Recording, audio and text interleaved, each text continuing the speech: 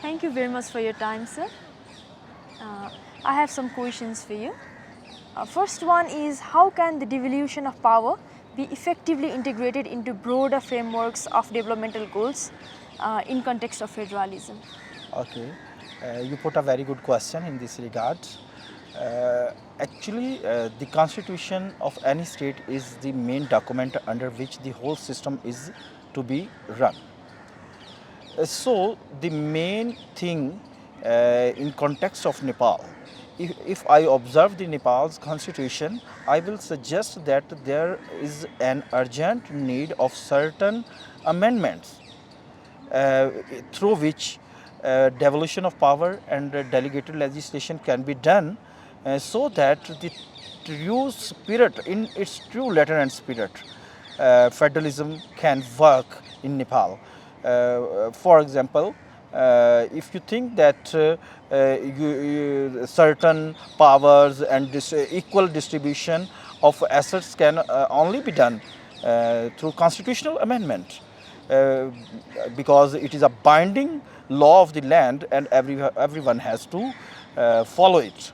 And secondly, after the amendment, the main role is expected from the Supreme Court, because if the Supreme Court will done it in its role, which is a constitutional role. I will put the example of United States, that the United States Supreme Court has played an important role in promoting the federalism. So, amendments in the Constitution, and after that, the positive role of the Supreme Court will definitely do a great job for promoting the federalism, for strengthening the federalism and equal distribution of the assets. Thank you, sir. So, what is your major takeaway from this conference? Yeah, of course, about this conference, first of all, I would like to congratulate whole the team, the University of Kathmandu School of Law, for having this wonderful event, and they are successful for the gathering of international scholars and international experts of this field. So they deserve a lot. And one thing more I want to share, that I am very much impressed by Nepal. It is my first visit, as I have already mentioned. I am very much impressed by the whole country, and which I have saw at least. So my views about the Nepal was different before my arrival, and now I will go back to my country with a lot of memories and a lot of happiness moments. Thank you so much for this wonderful event. I hope that you can see more of Nepal and put good words into world out there. Of course, why Nepal. not? Of course, why not? My final question is, what message would you like to give to young lawyers and future leaders? Oh wow, this is a very good question, and I always have to answer this question everywhere where I go. The one and only thing is that hard work.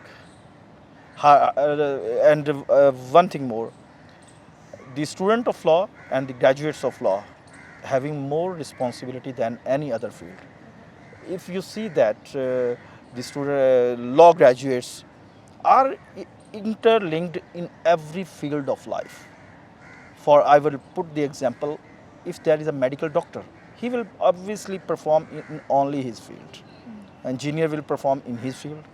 But a lawyer, a law graduate has to perform in every field, whether it is engineering, whether it is medical, and every industry, every professional has to follow the laws, and laws are very much necessary for all these professions. So, in this regard, law graduate has to perform his more duties, and he should be expected more responsible. And all over the world, law graduates are always performed excellently. Thank you very much for your time, sir. Thank you. Yes. This is small token of love from Kathmandu University School of Law to you. Thank you so much for this. Okay, sir. Have a great time here. Thank you.